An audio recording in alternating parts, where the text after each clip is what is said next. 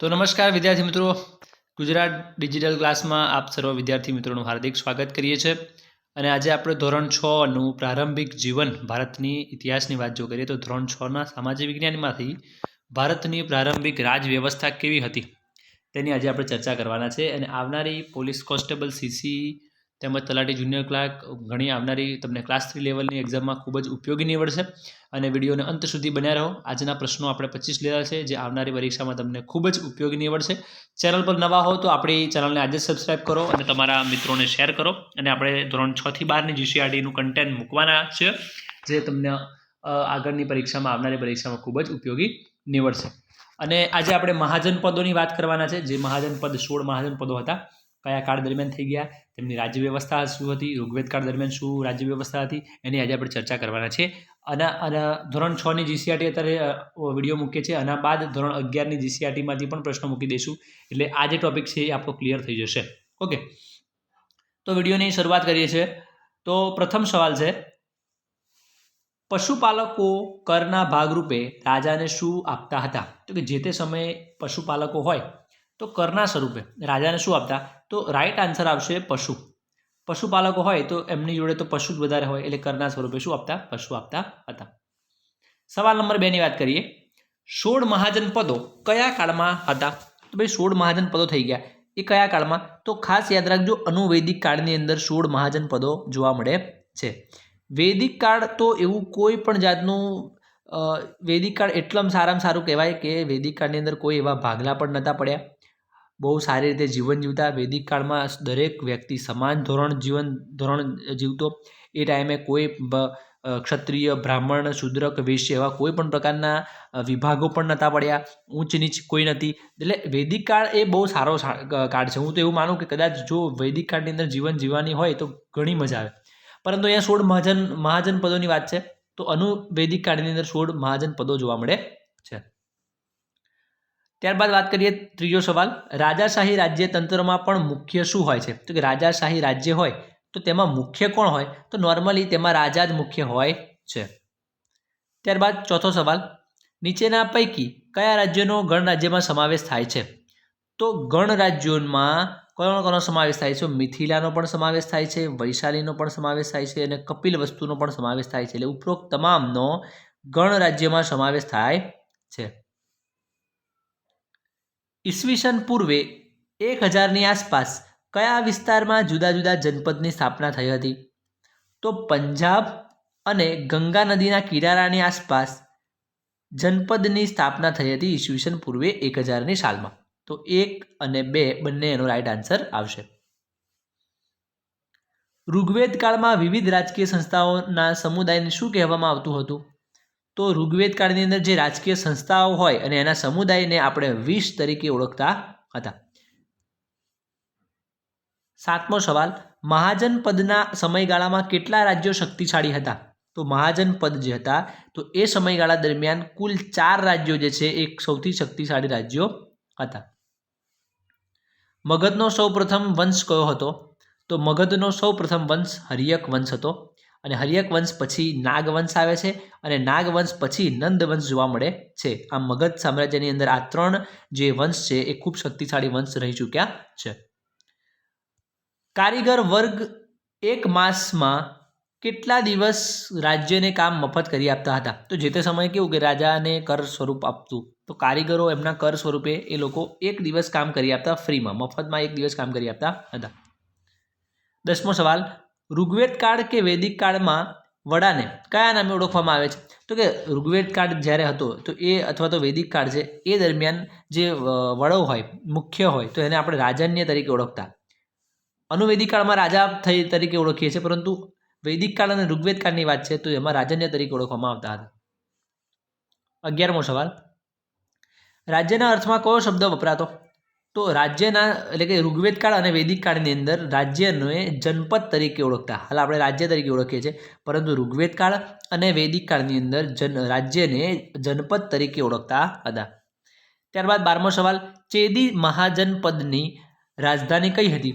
તો એની રાજધાની હતી શુક્તિમતી. જે 16 મહાજનપદ છે એ 16 મહાજનપદ આપણે આગળ મૂકેલા છે એ એની રાજધાની હતી કઈ, અને રાજ્ય અને હાલ કયા નામે ઓળખાય છે, તમામ વસ્તુ આપણે આગળ જોવાના છે. 13મો સવાલ, હર્યક વંશ પછી કયો વંશ મગધમાં સત્તા પર આવ્યો? મેં હમણાં આગળ જ વાત કરી કે હર્યક વંશના પછી નાગ વંશ અને ત્યારબાદ નંદ વંશ જોવા મળે છે. એમાં 3 વંશો જે મગધ સામ્રાજ્યની અંદર ખૂબ શક્તિશાળી વંશ રહી ચૂક્યા છે. વત્સ્ય મહાજનપદની રાજધાની કઈ હતી? તો વત્સ્ય મહાજનપદની રાજધાની કૌશાંબી જોવા મળે છે, અને ચેદીની રાજધાની સુક્તિમતી, હમણાં જે આગળ વાત કરીએ. સુરસેન મહાજનપદની રાજધાની કઈ હતી? તો સુરસેન મહાજનપદની રાજધાની મથુરા જોવા મળે છે. અંગુત્ત નિકાય કઈ ભાષાનો શબ્દ અથવા તો ભાષાનો ગ્રંથ છે? તો અંગુત્ત નિકાય એ પાલી ભાષાનો ગ્રંથ જોવા મળે છે. કયા રાજાના સમયમાં મગધ ભારતનું સૌથી શક્તિશાળી રાજ્ય બન્યું હતું? તો મગધ એ મહાપદ્માનંદના સમયના અંદર નંદવંશનો મહાન રાજા મહાપદ્માનંદ કે જેના સમયમાં ભારતનું રાજ્ય સૌથી શક્તિશાળી બન્યું હતું. બિંબિસાર બાદ કોણ સત્તા પર આવે છે? તો બિંબિસાર એટલે કે મગધ સામ્રાજ્યમાં પહેલો વંશ હર્યક વંશ, જેનો સ્થાપક બિંબિસાર, અને બિંબિસાર બાદ અજાતશત્રુ જોવા મળે છે. હજુ આપણે વંશ તો જોવાના જ છે કે હર્યક વંશ એ બધા વંશોની અભ્યાસ કરવાનો છે, પરંતુ અહીંયા પ્રશ્નો જે તે છે હું આપણે સમજાવી દઉં છું તમને. કોના સમયમાં મગધ રાજ્ય સૌથી શક્તિશાળી મહાજનપદ બન્યો હતો? તો રાઈટ આન્સર આવશે એનો બુદ્ધ, કે મહાજનપદ જે છે મગધ રાજ્ય સૌથી શક્તિશાળી બુદ્ધના સમયમાં બન્યો હતો. અવંતીની રાજધાની કઈ હતી? તો અવંતીની રાજધાની ઉજ્જૈની જોવા મળે છે. 21મો સવાલ, નીચેનામાંથી કયા મહાજનપદનો શક્તિશાળી રાજતંત્રમાં સમાવેશ થાય છે? તો નીચેનામાંથી જે કયા મહાજનપદ એવા છે જે શક્તિશાળી હતા એમ? તો મગધ પણ શક્તિશાળી હતું, કૌશલ પણ શક્તિશાળી હતું, અવંતી પણ શક્તિશાળી હતું, એટલે ઉપરોક્ત તમામ રાઈટ આન્સર આવશે. 22મો સવાલ, બિંબિસારના પુત્રનું નામ શું હતું? તો બિંબિસારના પુત્રનું નામ હતું અજાતશત્રુ. શું નામ હતું? અજાતશત્રુ. મગધ મહાજનપદની રાજધાની કઈ હતી? તો મગધ મહાજનપદની રાજધાની રાજગૃહ હતી અને ગિરિવ્રજ, બંને એને ઓળખવામાં. આ આપણે એક્ઝામ માટે મોસ્ટ આઈએમપી પ્રશ્ન છે, આવનારી પરીક્ષામાં પૂછાવા લાયક, કે અને તૈયાર રાખજો કે મગધ સામ્રાજ્ય સૌથી શક્તિશાળી રાજ્ય, અને મગધ સામ્રાજ્યની અંદર ખાસ કરીને હર્યક વંશ, નાગવંશ અને નંદવંશ જોવા મળે છે, અને મગધ સામ્રાજ્યની રાજધાની તરીકે રાજગૃહને અને રાજગૃહનું અન્ય નામ ગિરિવ્રજ જોવા મળે છે. ઓકે, તો બંને તો જોવા મળે છે. 24મું, અંગુત્ત નિકાય ગ્રંથ અનુસાર અનુવૈદિક કાળમાં કેટલા મહાજનપદો હતા? તો અંગુત્ત નિકાય ગ્રંથની અંદર અનુવૈદિક કાળમાં કુલ 16 મહાજનપદો જોવા મળે છે. 25મો સવાલ, ઈસવીસન પૂર્વે 6ઠ્ઠી સદીની આસપાસ ભારતમાં કેટલા મહાજનપદો જોવા મળે છે? તો આપણે આગળ વાત કરી 16 મહાજનપદો જોવા મળે છે. હવે 16 મહાજનપદની આપણે વિશેષ ચર્ચા કરવાની છે. તો પ્રથમ એનો તમે જોઈ શકો છો કે અંગની વાત કરીએ. પ્રથમ મહાજનપદ અંગ જોવા મળે છે. તો અંગની રાજધાની ચંપા જોવા મળે છે. એની રાજધાની કઈ છે? ચંપા. અને વર્તમાનમાં તેને પૂર્વ બિહાર તરીકે ઓળખીએ છીએ. ઓકે, ત્યારબાદ બીજા નંબરનું જોઈએ તો વજ્જી મહાજનપદની રાજધાની કઈ હતી? તો વૈશાલી હતી. ઓકે, વજ્જી મહાજનપદની રાજધાની વૈશાલી, અને હાલનું એ ઉત્તર બિહાર તરીકે ઓળખાય છે. ઓકે, ત્યારબાદ ત્રીજી મહાજનપદ જોઈએ તો મલ્લ. તો મલ્લ મહાજનપદની રાજધાની કુશીનારા જોવા મળે છે. કઈ છે? કુશીનારા. અને વર્તમાનમાં ગોરખપુર ઉત્તર પ્રદેશની આસપાસનો પ્રદેશ જોવા મળે છે. ત્યારબાદ ચોથો મહાજનપદ કાશી છે, અને એની રાજધાની વારાણસી જોવા મળે છે. અને વારાણસી ઉત્તર પ્રદેશ હાલનો પ્રદેશ જોવા મળે છે.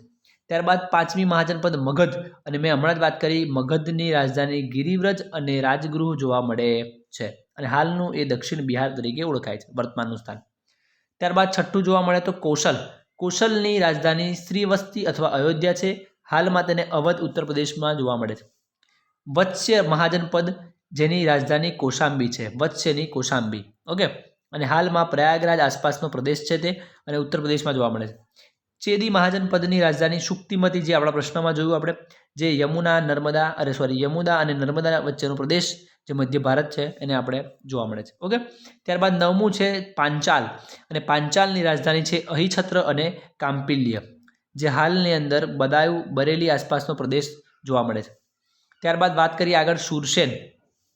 તો શૂરસેન મહાજનપદની રાજધાની મથુરા જોવા મળે છે અને હાલમાં એ મથુરા પાછળનો પ્રદેશ જોવા મળે છે. ત્યારબાદ 11મું જોઈએ તો કુરુ જે છે તેની રાજધાની ઇન્દ્રપ્રસ્થ છે અને જે દિલ્હી અને મેરઠનો આસપાસનો પ્રદેશ જોવા મળે છે.